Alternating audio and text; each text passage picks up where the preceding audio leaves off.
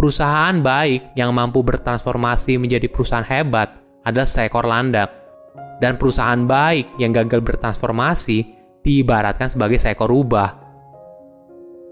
Halo semuanya, nama saya Michael. Selamat datang di channel saya, Sikutu Buku. Kali ini saya akan bahas buku Good to Great karya Jim Collins. Sebelum kita mulai, buat kalian yang mau support channel ini agar terus berkarya, caranya gampang banget. Kalian cukup klik subscribe dan nyalakan loncengnya. Dukungan kalian membantu banget supaya kita bisa rutin posting dan bersama-sama belajar di channel ini. Buku ini membahas bagaimana perusahaan biasa bisa menjadi perusahaan yang hebat dan berhasil mengungguli pesaing mereka. Informasi ini berasal dari hasil analisa 28 perusahaan selama 30 tahun. Hanya sedikit orang yang berhasil menjadi orang yang hebat dalam hidup mereka. Hal ini disebabkan karena mereka terlalu cepat puas atas hidup mereka yang nyaman. Hal yang sama terjadi juga dengan perusahaan. Memang, sebagian besar bisnis mencapai kondisi yang baik. Tapi, bukannya melampaui titik ini, mereka justru mandek di sana. Melihat hal tersebut, Jim punya pertanyaan yang sederhana. Apakah perusahaan dalam kondisi baik bisa jadi perusahaan yang hebat? Jika iya, bagaimana caranya? Setelah melakukan penelitian, Jim mendapatkan kesimpulan kalau hal itu sangat mungkin. Perusahaan baik bisa jadi perusahaan hebat. Saya merangkumnya menjadi 3 hal penting dari buku ini. Yang pertama, kepemimpinan yang kuat. Penelitian menunjukkan kalau para pemimpin yang sukses membawa transformasi menjadi perusahaan hebat bukanlah tipe pemimpin yang karismatik, tetapi agak pendiam dan pemalu. Mereka adalah pemimpin yang memiliki kombinasi dari kerendahan hati dan profesionalitas. Jim menjelaskan, perusahaan yang ingin menjadi hebat perlu memiliki 5 level kepemimpinan di dalam organisasinya. 5 level ini mencakup dari tingkat staf hingga ke tingkat eksekutif. Di level 1 adalah individu yang sangat kompeten. Ini adalah tipe staf yang mampu berkontribusi dengan baik, punya keahlian teknis yang bagus, dan etos kerja yang cemerlang. Di level kedua yaitu anggota tim yang aktif berkontribusi. Hal ini berarti karyawan mampu berkontribusi aktif dalam sebuah tim sesuai kompetisinya masing-masing untuk mencapai tujuan yang telah dipasang oleh organisasi. Di level ketiga yaitu manajer yang kompeten. Manajer tipe ini mampu mengatur timnya untuk mencapai tujuan yang telah ditentukan di awal secara efektif. Di level keempat yaitu pemimpin yang efektif. Disinilah mayoritas pemimpin dapat ditemukan. Mereka mampu menciptakan komitmen dari tim mereka untuk mengejar visi yang jelas dengan penuh semangat. Mereka juga mampu menghasilkan tim yang memiliki kinerja yang tinggi. Yang terakhir adalah eksekutif level 5. Inilah para pemimpin besar. Mereka memiliki kemampuan 4 tingkat lainnya ditambah dengan kombinasi unik dari kerendahan hati dan profesionalitas. Kombinasi kelima hal inilah yang membuat mereka adalah pemimpin yang hebat. Perusahaan yang sukses bertransformasi menjadi perusahaan hebat bukan hanya memiliki pemimpin yang hebat, tapi juga orang yang tepat.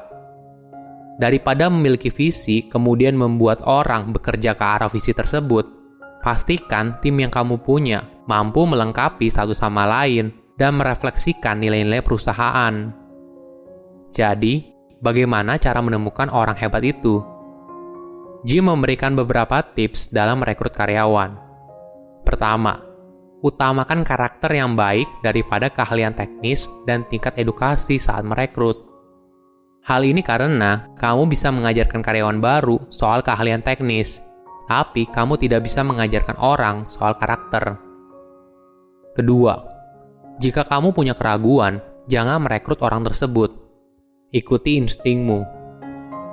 Ketiga, jika kamu sadar kalau timmu kurang tepat, maka sebagai pemimpin, kita harus bergerak cepat dan merubahnya. Keempat, bagi karyawan yang memiliki kinerja yang bagus, berikan mereka kesempatan untuk bertumbuh. Perusahaan baru bisa jadi hebat apabila diisi oleh karyawan yang hebat. Kedua, memahami konsep landak. Konsep landak adalah strategi penting yang membedakan perusahaan baik dan perusahaan hebat. Mungkin kamu penasaran, kenapa landak? Ya karena landak sebagai spesies yang menyederhanakan sesuatu yang rumit menjadi hanya satu ide atau konsep saja. Kesederhanaan ini penting agar semua orang di perusahaan mampu berpikir dengan jelas. Jim menceritakan kisah rubah dan landak. Konsep ini berasal dari esai Isaiah Berlin yang berjudul The Hedgehog and the Fox. Cerita ini berdasarkan pada perumpamaan Yunani kuno di mana dia membagi dunia menjadi dua kategori, landak dan rubah. Rubah adalah makhluk yang sangat pintar. Ia melihat dunia dalam segala kerumitannya dan dapat mengejar banyak tujuan sekaligus. Sebaliknya, seekor landak adalah makhluk yang jauh lebih sederhana. Landak tidak terjebak dengan semua kerumitan. Satu hal yang landak mampu lakukan dengan sangat baik adalah menggulung dirinya menjadi bola, dan bulunya yang setajam duri akan melindungi dia dari predator. Oleh karena itu, perusahaan baik yang mampu bertransformasi menjadi perusahaan hebat adalah seekor landak. Dan perusahaan baik yang gagal bertransformasi diibaratkan sebagai seekor rubah yang tidak jelas dan tidak konsisten. Perusahaan baik yang sukses menjadi perusahaan hebat dipimpin oleh konsep pemersatu yang simpel dan mudah dipahami oleh semua karyawannya. Hal inilah yang kemudian menghasilkan terobosan yang luar biasa. Jim menjelaskan kerangka berpikir apabila perusahaan ingin mengadopsi konsep landak melalui 3 prinsip besar. Di bidang apa kamu bisa jadi yang terbaik? Apa passion terbesarmu? Apa faktor terbesar yang menghasilkan pendapatanmu? Perusahaan harus tahu area terbaik mereka. Untuk sukses, perusahaan harus menjadi yang terbaik dalam bisnis inti yang mereka jalani.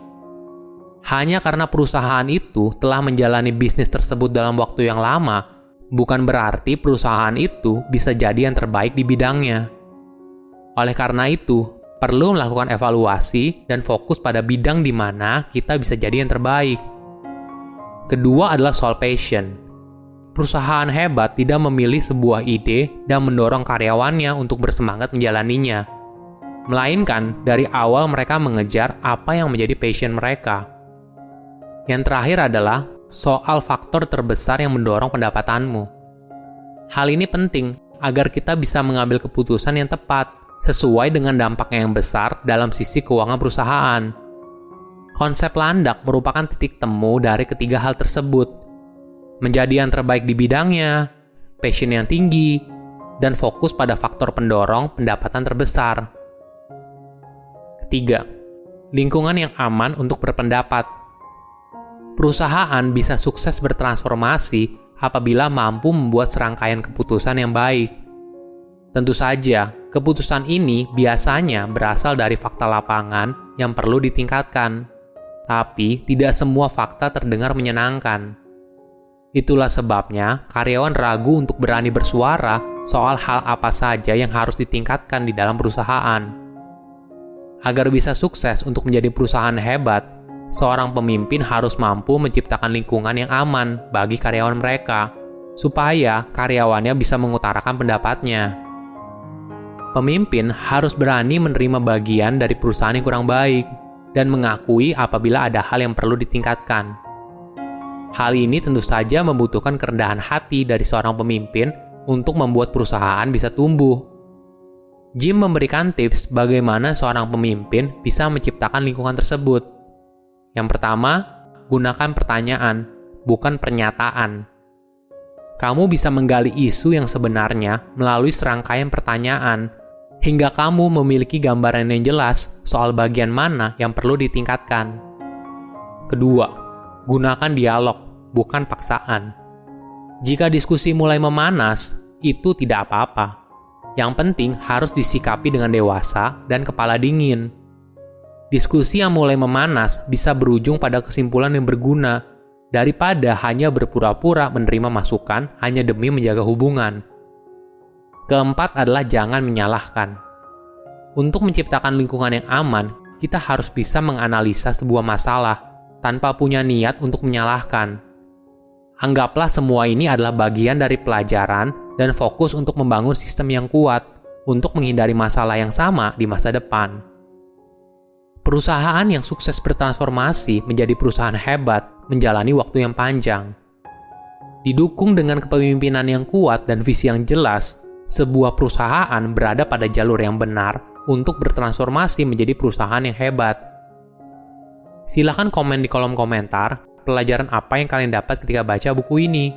Selain itu, komen juga mau buku apa lagi yang saya review di video berikutnya. Saya undur diri, jangan lupa subscribe channel YouTube Sikutu Buku. Bye-bye.